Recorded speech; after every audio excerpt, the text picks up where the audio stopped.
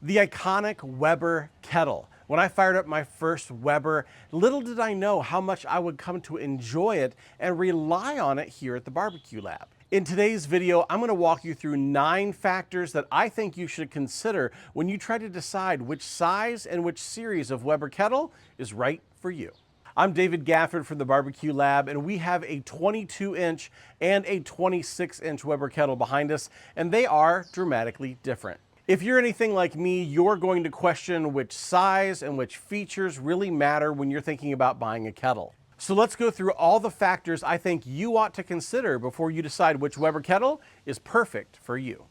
Number 1 is absolutely capacity. The difference in capacity between a 22-inch and a 26-inch Weber kettle is sizable. So let's show you the best way I know how with some burger patties. We ran to our local grocery store and picked up a box of hamburger patties, and surprise, they're square. Well, I guess that really helps us fill in the usable space. And when we worked out how many fit on the 22-inch model, we came up with 14 burger patties being our max at quarter-pound burger size. Now on the 26-inch kettle, we were able to space them out so you could get 20 burger patties if we really crammed them in, or a comfortable 16 to 18 if you like some extra space when you're flipping from side to side. Number 2 is whether you want a cart with your grill. How you're planning on using it will largely determine how much cart you want. Do you plan on throwing this grill in the back of the truck and taking it places to cook? Is it going to sit on your deck or patio and really not move for years at a time? If your grill is going to stay put, the Performer series is the way that I would go. There's a good sized tabletop attached to the grill where you can rest grates and just large trays of food. The Master Touch series is pretty much a cartless kettle. Now there are wheels on the bottom of the Master Touch and a handle to pull it with, but there isn't much else in the way of a cart supporting this series. Now there aren't any side shelves. Now you do get a larger cooking surface, but you sacrifice horizontal surface area in which you can set things. One more thing I really like about the Performer series is this charcoal storage. And I love that I don't have to run into the garage just to get charcoal every time I want to light the grill. Number 3 is help lighting your charcoal. Now, using these little 1-pound propane canisters, you can light your charcoal with the Performer series at the flick of a button. It's so easy to light charcoal using these little propane tanks, and if lighting charcoal is one of the things holding you back from putting charcoal in your grilling toolbox, the Performer series has you covered. Now you could always light your grill using some of the various fire starters and or torches on the market, but I like that this is built into the grill and makes it easy to get charcoal going. Number 4 is mobility. Now if you're like us here at the Barbecue Lab, we move grills all around the patio all the time. We're moving the same grill 3 to 4 times per week for photos, videos, and entertaining guests. So good mobility is a premium for us. Now both the Performer 22-inch and the Master Touch 26-inch have large rear wheels to move them around. Now the Master Touch doesn't have any front wheels though, so you're holding the grill half in the air to move it around.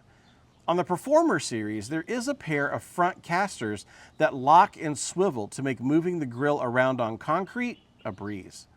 Now for either grill though, moving through the grass means that you're holding the front of the grill in the air.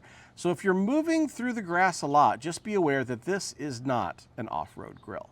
Hey, if you're finding this content helpful, do us a favor and hit that like button and subscribe if you'd like to see more videos just like this. Number 5 is portability. Now if taking your new Weber kettle to friends and family get-togethers is in the plan, you're going to want a smaller form factor. Now the Master Touch line is perfect for putting into the back of the van or in the bed of the truck. Now it's not that you can't put the Performer into the truck, but it's just quite a bit longer and you'll just simply need more space. Number 6 is accessories that come in the box. The Performer series comes with a pair of char baskets to hold your charcoal and better control where you put your fire. Now I use these a ton, creating 2-zone cooking options for some of our favorite recipes. Now there's also a digital timer included with the Performer series that I like. It's detachable. Now if you're like me and often forget to set timers, I love that one is attached to this grill. Now the Master Touch comes with a half-moon upper rack that sits on top of the standard grate. So if you want even more cooking real estate, that comes with it in the box. Now, of course, there are many more accessories that you can pick up on the Weber website, but I like knowing what comes with my grill out of the box, and these accessories are a plus for me. Number 7 is versatility. When you have more room under the cooking grate in the 26-inch version, you can of course cook more food, but you can also handle more complex setups. From the snake method to the minion method, 2-zone fires and 3-zone fires, pyramid stacks, and so much more.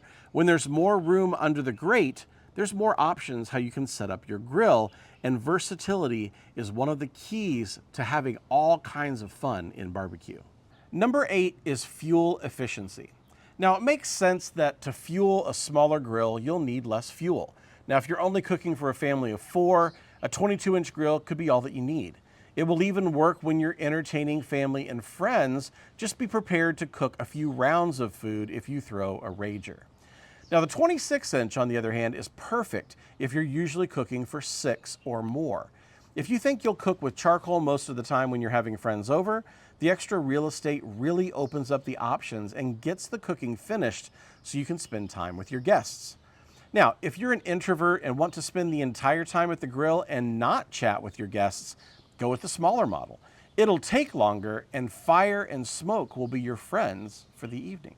Number 9 is storage. In the example of the 2 grills that I have, the 26-inch Master Touch is easier to store than the 22-inch Performer because it has a smaller form factor.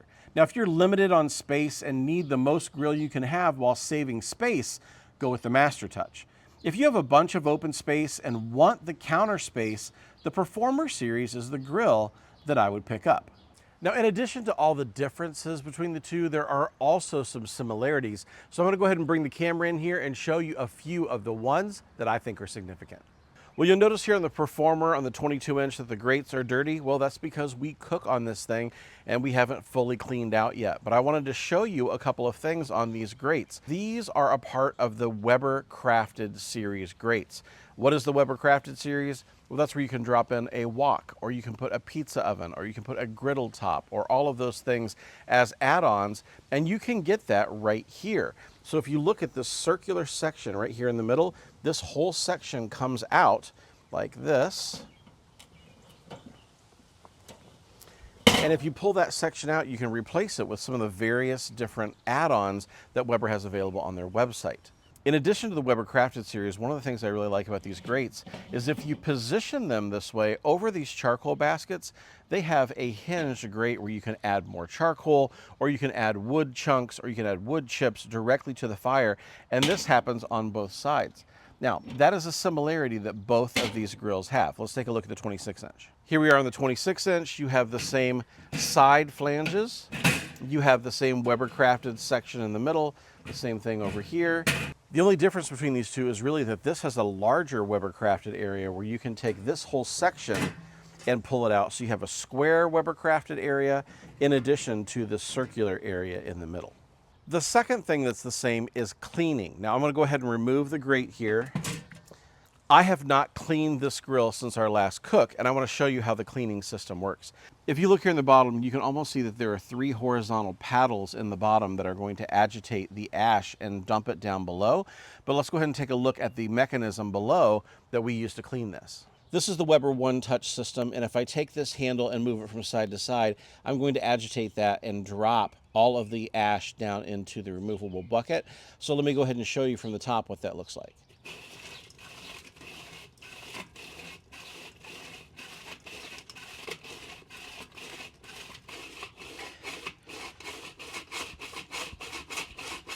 We have our ash bucket here. I'm just gonna go ahead and take the lid off. And now that all the ash is out of the bottom of the grill, I can go ahead and take the ash pan, and all I have to do is squeeze this handle, squeeze these two sides together. And when I squeeze it together, this comes off. There's all of my ash, and I can dump it simply in the ash bucket. Then getting it back on, it's as easy as putting those 2 little tines in, squeezing the front handle, and then locking it in place. So I talked about how handy it is to have a side table on your Weber. Here's the case in point. This is literally how I did this. I actually took the 26-inch grate and put it here on the 22-inch Performer cart to be able to store it while I was cleaning, because there's no cart on the 26-inch, but that was a super, super handy way for me to be able to utilize that space while I was cleaning. Another similarity is the lids that you're going to find on both of these. Now, these are both enamel coated. Enamel coated means that this metal is not going to rust. I really like the enamel coating that you find on these because they're just very, very weatherproof. Now, you'll also see on these two lids that they both have a smoke exhaust control that you can control all the way open, all the way closed on both of these.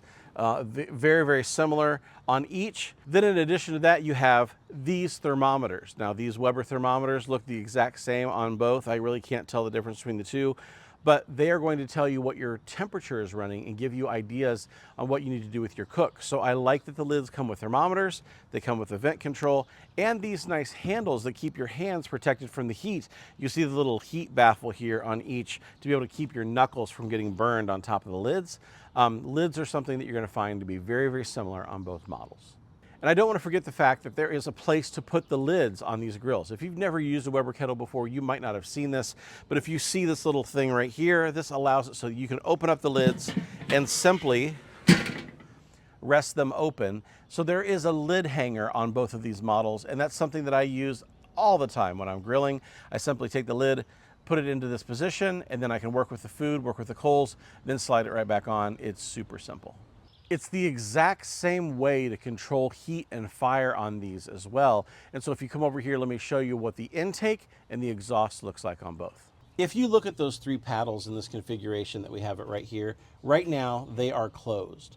As I open them, you see that I have this open and you can see where there's air intake in the bottom. So when you're setting your air intake for your grill, this right here is all the way open. I mean, you can open this all the way up, and that is going to make sure that you have all the air getting into your grill that you want. If you go all the way down here though, and you get it to a very, very small setting, if you look inside, you can see that there's only 3 very small holes that air can get in, and that's going to make it so that you can control a smoking session as opposed to a grilling session. But that's the air intake on a Weber kettle grill is right here. That's the air intake. So completely closed, completely open. On the exhaust control, you are looking at completely open and completely closed with all variations in between. For a smoking session, you might be looking something like this, just barely a quarter open, very closed on the bottom as well, because the air throughput is going to control how much fuel your fire really gets from the oxygen that comes through your grill. So fire management on a Weber, pretty simple, but you're talking about how much air is coming in and how much air is getting out. And that combined with how much charcoal and how much charcoal is lit in your grill is going to allow you to control the fire between low and slow smoking and hot and fast grilling. So now it's over to you. Is there anything else that you would consider when you're picking out your perfect Weber kettle? Help someone else out by putting that down in the comments below as they're thinking about buying their first or next Weber kettle. I'm David Gafford with the Barbecue Lab. Behind the camera is Melissa. We're so thankful that you watched this video, and we can't wait to see you on the next one.